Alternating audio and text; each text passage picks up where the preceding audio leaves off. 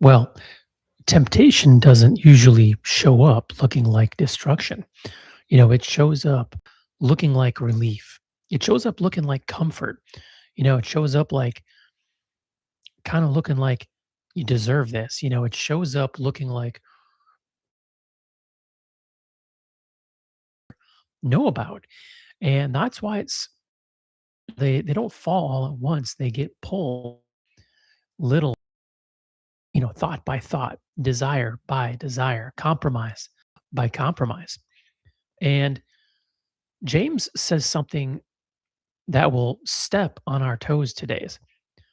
The problem isn't that God tempted you. The problem is that something inside of you got hooked, right? Well, welcome everybody into the intentional your host, Coach Dombrowski, and I'll be your faith strategist for today. I'm actually here to help you live out your walk, not just believe it. So today we're going to transition. We're going to go into James chapter 1, verses 13 and 14. And James is not in games here. All right. He is teaching believers how temptation really works, not the churchy version of it, not the blame shifting version, not the devil made me do it version. He's showing us the actual process. James is writing to believers who are under pressure. They are scattered, they are suffering, and they're dealing with trials, hardships, temptation, spiritual testing. And James wants them um, understanding something very important. Trials can actually strengthen you. All right. But the temptation here is trying to seduce you. And a trial says, will you trust God? And a temptation says, will you replace God? That's the difference. So, James 1 13 and 14, and this is from the New International Version, it says, when tempted, no one should say, God is tempting me, for God cannot be tempted by evil, nor does he tempt anyone, but each person is tempted when they are dragged away by their own evil desire and enticed.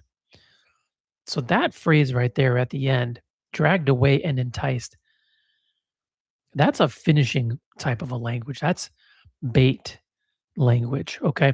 That means temptation studies what will pull you. It knows the bait has to look attractive, right? Nobody fishes with an empty hook. The hook is hidden inside something very desirable. All right. So temptation, it always starts with a suggestion. It starts in the mind before it shows up in your behavior. Before somebody falls publicly, they usually entertain something privately, right? Before the decision, there was a desire. And before the action, there was an agreement. Before the sin, there was a conversation happening inside. And James doesn't blame God for what, your desire agreed with. It's actually it's what it says. James says, blame, like, don't blame God for what your desired agree. Does that make sense? James says, don't blame God for what your desire agreed with. That's hard. That's real hard because we love blaming circumstances. We blame stress, we blame loneliness, we blame trauma, we blame pressure, we blame people, we blame the enemy. And yes, the enemy tempts, the enemy deceives, the enemy sets traps. But James says temptation works of us can be dragged. That means the real battlefield is not just outside you, it's inside you. All right. Let me say this gently, but truthfully. The thing that you refuse to surrender becomes the thing that temptation keeps using. If you don't surrender your loneliness, temptation will offer you counterfeit intimacy. Okay. If you don't surrender your anger, temptation's going to offer you revenge. If you don't surrender your insecurity, temptation is going to offer you validation. You follow? If you don't surrender your appetite, temptation will offer you excess. Temptation doesn't need to create a new desire. It just needs to twist an existing one. All right. Now, 1 Corinthians 10:13, it says, "No temptation has overtaken you except what is common to mankind, and God is faithful." Now, that means your temptation is not unique enough to make you hopeless. You're not the only one battling that thought. You're not the only one fighting the craving. You're not the only one who feels pulled. But the verse also says God provides a way out, not a way to manage sin, not a way to hide sin, right? Not a way to justify sin, but a way out. And sometimes the way out is closing the app, making a phone call, you know, walking away. Sometimes the way out is confessing before it becomes a lifestyle, or saying, I'm not strong enough to stand near uh, this and pretend that I'm fine. That's not weakness. That's wisdom, right? Now, in Galatians 5:16, it says, "So I say, walk by the Spirit, and you will not gratify the desire of the flesh." Right? Notice it doesn't say you won't have desires, it says you won't gratify them. Walking by the Spirit, it doesn't mean temptation disappears, right? It means that temptation doesn't get the steering wheel. And you might feel that pull, but you don't have to follow it. Like, you may hear the lie, but you don't have to believe it. Okay. You might see the bait, but you don't have to bite. So, how do you walk it out? First, you have to name the bait, right? Don't just say, I'm struggling. Be honest. Like, what is it that's pulling you? Is it approval? Is it control, lust, bitterness, escape? Could it be attention, comfort, pride, right? And then, second, identify the moment before the moment. Okay. Temptation usually has a pattern. You don't just fall, you drift into it. You isolate, right? You justify it. You get tired. You get offended. You stop praying. You stop being honest, right? You stop letting people speak into your life. And then third, replace the lie with the truth. Temptation says this will satisfy you. God says, I am your portion. Temptation says nobody will know. God says, I see you and I still love you. Amen. Temptation says you already messed up, so keep on going. And God says, time to come home now. Right? Somebody listening right now is not just fighting temptation. You're probably tired of fighting it. You've been saying, I don't know why I keep going back. James here is giving you the answer, right? There is a desire that keeps getting dragged. And God's not exposing that to shame you. He's revealing it to heal you. Okay? Because you cannot surrender what you refuse to name. Think about that. Let that sit for a minute. Okay? So here's the mindset shift.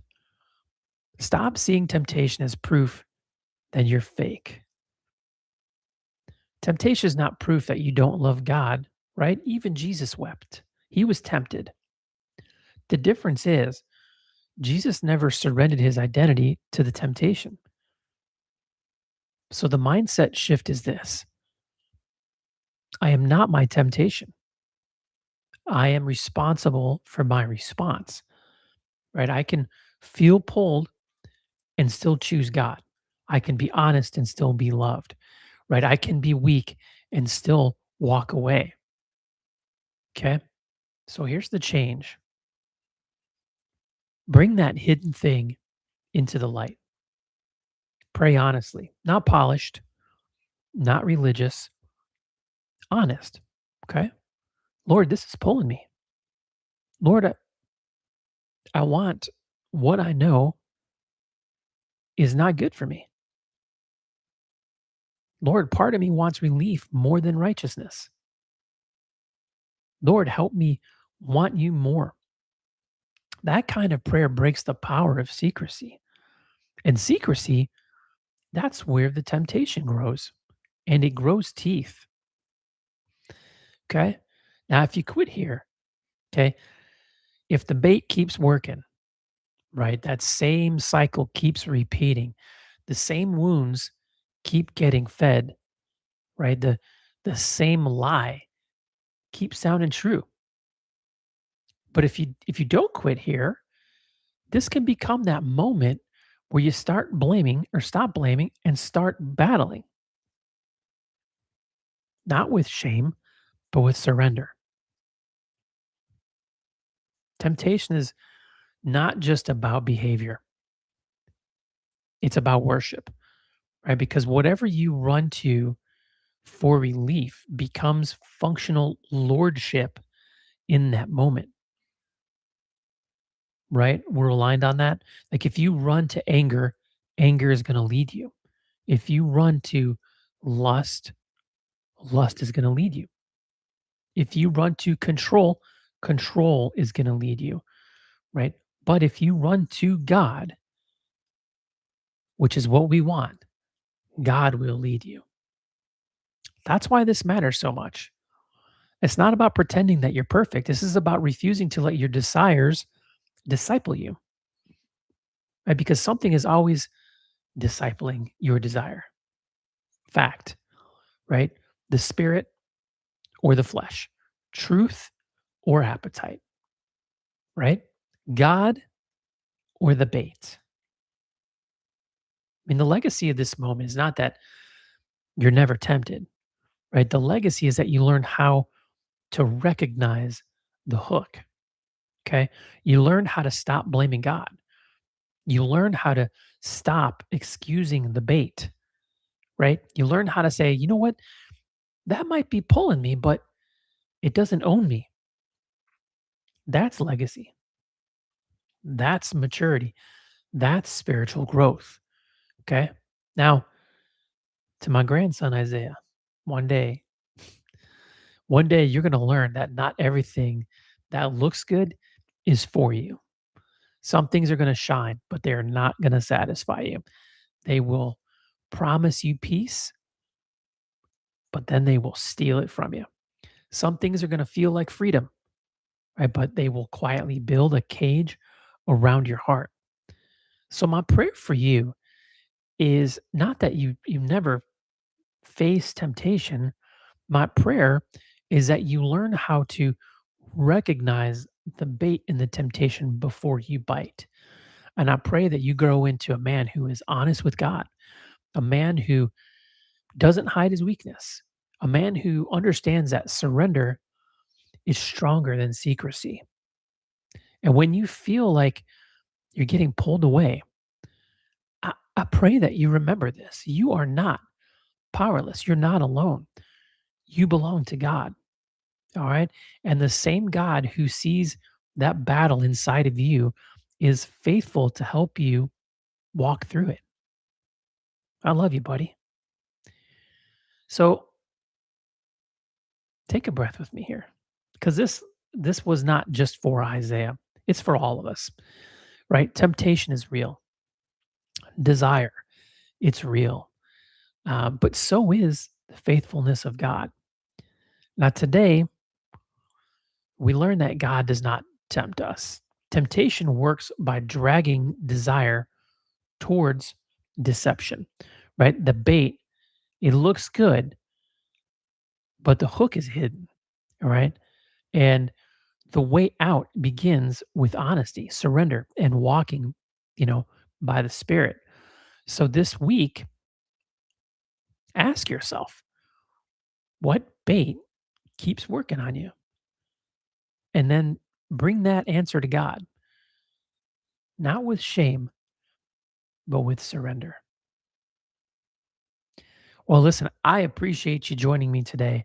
If this message spoke to you on a deeper level, I encourage you to share it out with somebody who might need to hear it because you never know who's waiting on a word just like this.